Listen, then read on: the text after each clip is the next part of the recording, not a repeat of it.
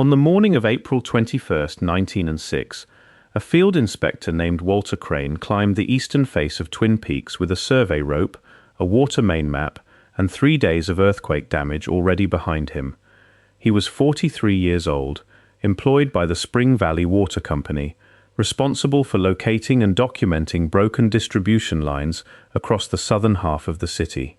Since 5 in the morning on the 18th, when the Earth had stopped moving after 13 seconds of motion, the State Earthquake Investigation Commission would later estimate at magnitude 7.9. He had been on open ground without rest. His supervisor, a civil engineer named George Parsons, had assigned him the Twin Peaks sector from a temporary office on Valencia Street, the company's own building having been condemned after the shaking stopped. The map Crane carried was obsolete before he reached the crest. The slope had moved, the eastern face had slumped in 2 broad fans of displaced earth and loose rock, each mass settling against the retaining walls of the properties below. Crane was working his way along the upper rim of the larger collapse, measuring its width with the rope and estimating the depth of the slide by eye, when he stopped and pressed his hand flat to the exposed cut. Where the slump had pulled deepest, drawing the soil and loose surface material fully away, the exposed face was not the crumbled yellow-grey chert native to the hill. It was stone, worked, dressed flat on every visible surface, set in even horizontal courses with joints so tight and regular that Crane described later, in the account he gave Parsons that evening, the experience of pressing his thumb along the nearest joint line, as similar to feeling the edge of a planed board. If you're enjoying this story so far, don't forget to hit the like button and subscribe. Drop a comment telling me where in the world you're watching from. I love hearing from you. Behind the dressed face there was an opening. The earthquake had not broken through a wall. It had removed the earth that had been covering one. The passage sat exposed at the center of the slump, like something the hill had been carrying inside its exterior, since before the city above it had been imagined. Crane measured it with his rope, 4 feet and 3 inches wide, 5 feet and 10 inches tall. The passage floor sat 7 feet below the original grade of the slope. He did not enter that afternoon alone. He went back down to the company equipment wagon and returned with a second lamp, a fresh coil of rope, and a younger inspector named Donald Carey, 26 years old, who had been logging broken pipe sections across the Mission District since the morning of the 18th. Crane wanted a second set of eyes and a separate written account. Together, in the early afternoon of April 21st, they went in. The passage ran straight from the threshold. The walls on both sides carried the same dressed stone as the exterior face, the same tight horizontal coursing, the same absence of mortar or any binding material, each block seated directly against its neighbors through fitted contact alone, the load distributed through precision rather than adhesion. The floor was laid stone, flat and level, worn to a smoothness that Carey would describe that evening in a letter to his brother in County Cork as the kind of surface that accumulates from years of repeated foot use rather than from any cutting tool. Crane's lamp reached approximately 40 feet before the far end fell beyond its range in the dark. The ceiling rose in a shallow arch, built from a single course of keystone blocks fitted so exactly that no stone had shifted during an earthquake that cracked the pavement of Market Street in 4 places, dropped chimneys through roof lines across the Mission, and pulled the slope above this passage open in 2 separate collapse fans. The hill had moved. What was inside it had not. The keystone blocks carried the same jointwork as the walls, dressed to the same standard, and not one of them showed a tool mark on any of the arch faces the lamp could reach. The air was dry. Crane noted this explicitly because it was wrong. At 7 feet beneath grade in a city built partially on bay mud and loose fill, with the April marine layer moving in off the Pacific each morning, any natural cavity should have held moisture against the skin. The air in the passage did not. Carey's letter describes the interior as sealed, the way a room smells when it has not been opened for many years, except without the dust. The floor carried no sediment wash, no debris from the collapse above, no sign that the earthquake had disturbed anything inside that had then settled on the stone. It was as still and dry and contained as a space that had been fastened from within. At approximately 20 feet from the entry, on the right-hand wall at the height of a standing man, both men stopped. Cut directly into the face of one of the dressed blocks was a series of incised marks arranged in vertical columns, each cut deliberate and deep. They were not dressing marks. They were not any notation a quarryman would leave to track a block's position in a course. Each distinct form was separated from the next by consistent spacing, and the entire arrangement was bounded above by a horizontal baseline scored into the block's upper surface, as though the baseline were the opening rule of the system, the way a drawn line precedes the writing it governs. Carey had attended a Jesuit secondary school in County Dublin before emigrating in 1902, and he recognized, without being able to name what he was seeing, the character of a written form. He described the marks in his letter as resembling illustrations he had seen in a schoolroom atlas of Phoenician and early Semitic scripts, but heavier in their construction, more geometrically precise, with a quality that seemed to him architectural rather than merely written. He sketched 3 of the characters from memory in the margin of the letter before sealing the envelope. His brother in County Cork kept the letter. The margin sketch and the description it accompanies are the surviving physical record of what Donald Carey observed 40 feet inside a hill on the 21st of April 1906. Further in, at the limit of what the lamp could illuminate, both men could see that the passage continued, and that the walls on either side showed shallow recesses cut into the stone at regular intervals, each apparently the same depth. What the recesses contained, if anything, was not visible from where they stood. Crane noted them in his written account and gave their approximate spacing, but would not commit to more than that without better light. They did not go further that day. They came back out into the late afternoon light and the wrecked city, and Crane brought the full account to Parsons at the Valencia Street office that evening. Parsons read the account twice, said nothing, told Crane to put every detail in writing, and attached a verbal instruction. The site was not to be discussed with any other company employee or with anyone outside the department until Parsons had reported through the appropriate channel. The written report that Walter Crane filed on the morning of April 22nd does not exist in the Spring Valley Water Company's archived earthquake damage records. The company's files were absorbed by the Bureau of Waterworks and Supplies when San Francisco took over the municipal water system in 1930, and the Bureau's holdings were formally inventoried by a municipal archivist named Helen Brenner during a record survey project in 1961. Brenner's index lists Crane as an active field inspector from 1902 through 1919 and references his damage survey reports from the period April 18th to May 15th, 1906. The damage log she examined survives in the Bureau's archive and runs continuously through that period, with one exception. April 22nd is not there. The entry for April 21st is present. The entry for April 23rd is present, written in a different hand from the entries immediately surrounding it. The single missing date corresponds precisely to the morning of Crane's written filing. George Parsons resigned from the Spring Valley Company in 1911 and relocated to Los Angeles, citing private reasons. He worked for a private engineering firm through the 1920s and published several professional papers on Southern California irrigation and municipal water supply. Not one of those papers mentions San Francisco, the 1906 earthquake, or any aspect of his work from the decade before his resignation. His professional archive, donated to the California Historical Society after his death in 1938, is catalogued as containing correspondence and technical drawings from 1911 onward. The contents before that year are listed as not present.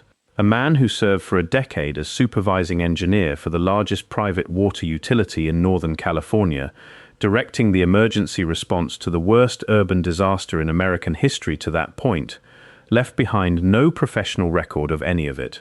The absence is complete. No explanation for it is on file. 48 hours after Crane's report, the slope was no longer theirs to enter.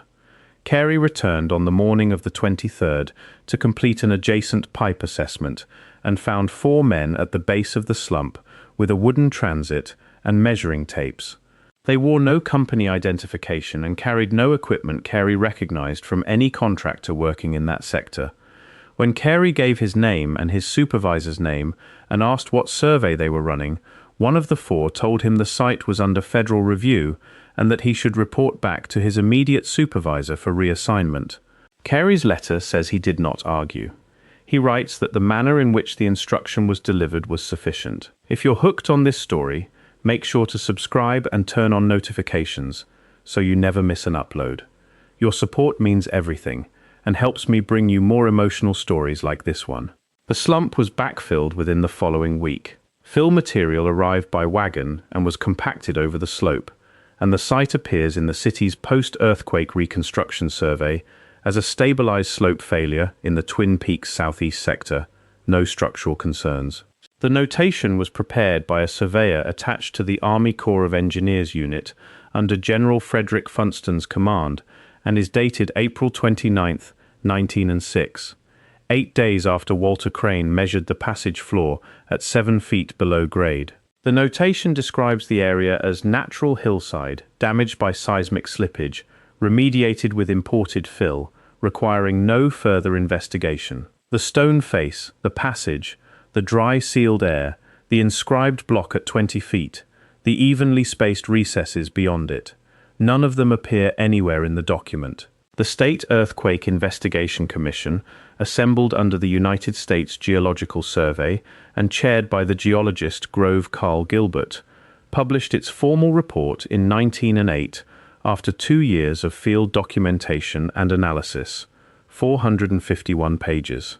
It records slope failures across the city with careful physical detail, fissure widths measured in inches, displacement figures in feet, tabular damage records at named locations across every district. The Twin Peaks eastern sector appears once in a summary table of Southern District slope failures. The entry estimates the collapse dimensions and characterizes the material as undifferentiated hillside fill. It cross-references no field inspection and attaches nothing. The Commission's field notes for the San Francisco survey, donated to the Bancroft Library at the University of California, Berkeley in 1914, occupy 3 pages for the Twin Peaks sector. The notes for every comparable sector in the same bound collection run between 15 and 22 pages each. 3 pages in a collection where the minimum is 15 is not a brief entry. It is a gap with a cover sheet. In 1929, a builder named Aurelio Moretti contracted to excavate foundations for a residential development on the lower slope below the original slump. His crew struck stone at 9 feet, running in a horizontal course beneath what the surface survey had classified as fill.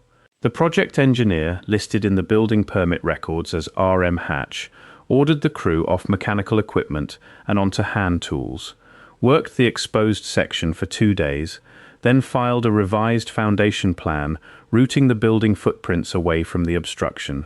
The San Francisco Building Department's archive holds both foundation plans. The field notes from the 2 days of hand excavation are not in the file. An initialed notation on the revised plan reads, "Obstruction confirmed, plan revision approved." No description of the obstruction. No photograph, no material specification of any kind. Moretti spoke about what his crew had found to a journalist named Anton Pfeiffer in 1931. Pfeiffer conducted 2 interview sessions and began drafting a piece for the San Francisco Examiner. The transcript of those sessions, whose original manuscript is held in a private collection in Marin County and has circulated in photocopy among independent researchers since the 1990s, records Moretti describing the stone as fitted in the same dry coursework he recognized from the quarried granite facing on the ferry building, except without the tool marks that dressed commercial granite always carries. On one block face at 9 feet of depth, in a section where the horizontal run had partially collapsed, his crew found a surface carrying incised marks arranged in a diagonal column down the stone face. Deliberate, consistent, too regular for damage, and too arranged to be any quarrying notation he had encountered. Pfeiffer's editor at the Examiner declined the piece in a letter of a single sentence citing editorial direction. The article was not published. In the manuscript's margins, in handwriting that grew noticeably smaller and denser as the notes progressed, Pfeiffer wrote that the marks Moretti described from 9 feet below the slope of Twin Peaks sounded to him like something he had already read about, from an earlier decade, from an earlier event, from the same hill. He did not name a source. He may not have known that one existed.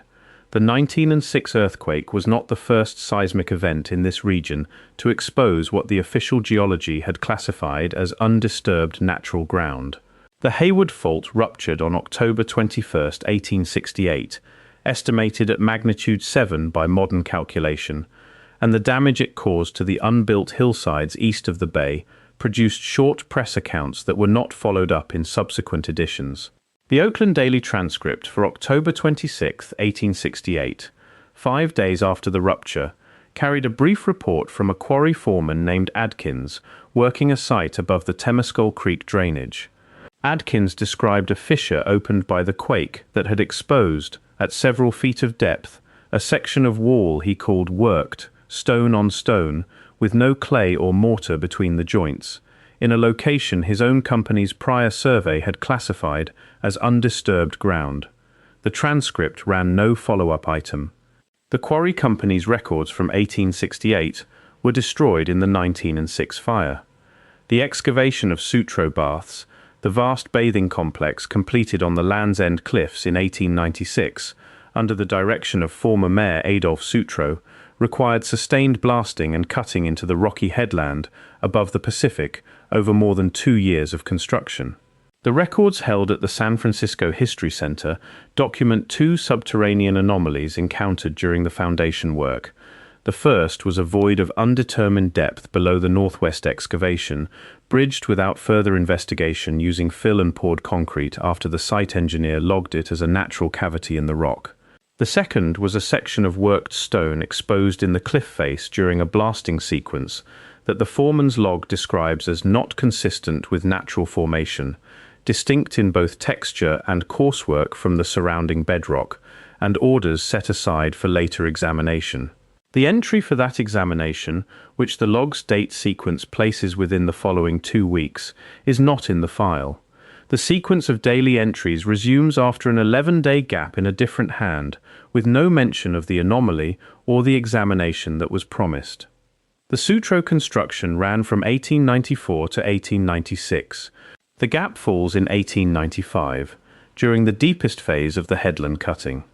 These events do not resemble each other by coincidence. They share a structure, an unexpected encounter with fitted stone at depth, during the disturbance of ground that prior surveys had characterized as natural and empty.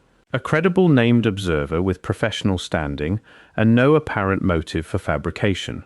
A follow-up process that generates official notation and produces no retrievable field documentation. A file that closes without engaging with what was found.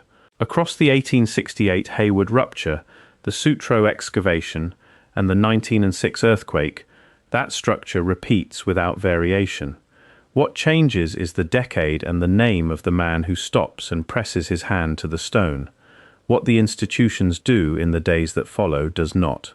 The official history of Northern California places organized pre-contact civilization within a framework of small-scale, impermanent settlement, communities living in wood and reed and earth, working the land lightly, leaving behind middens and grinding stones and the traces of fire. This is what the existing archaeology supports within the parameters that the institutions conducting the finding have set for what counts as evidence.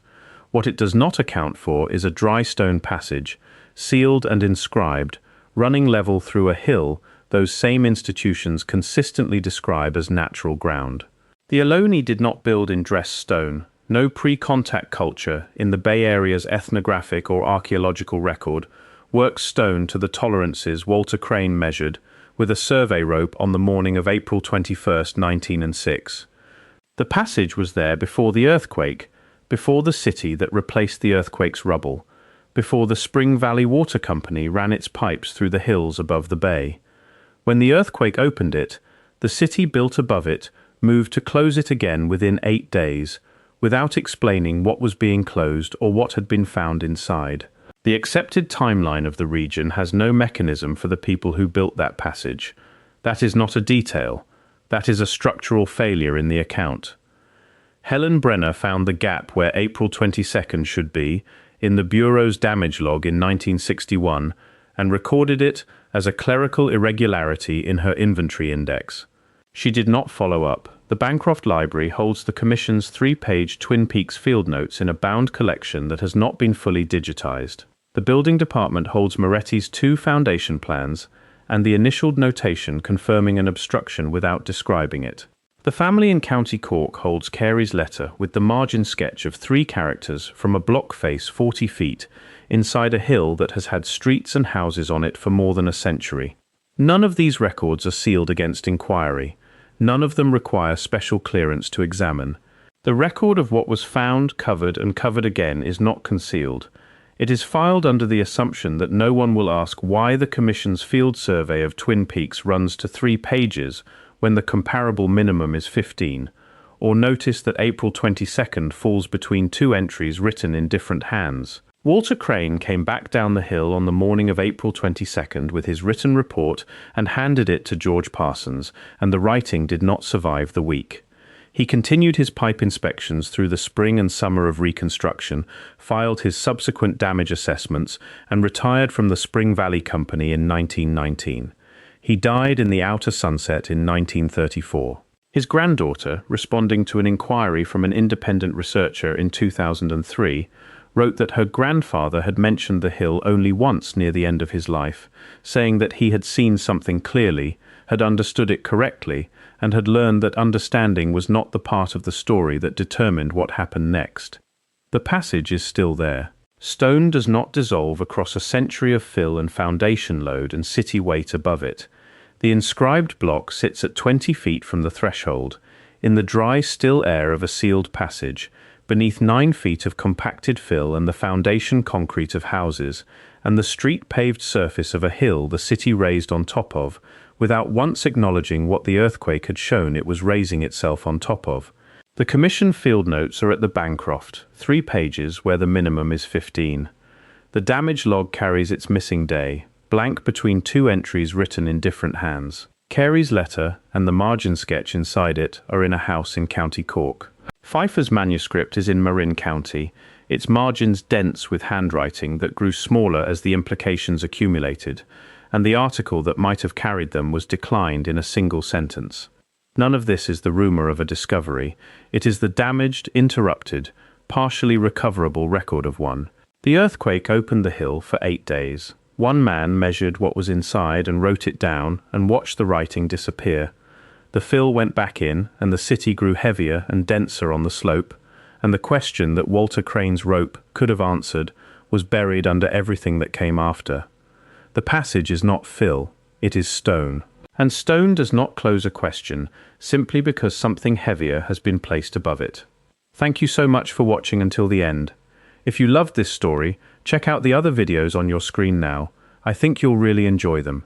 And don't forget to subscribe if you haven't already. See you in the next story.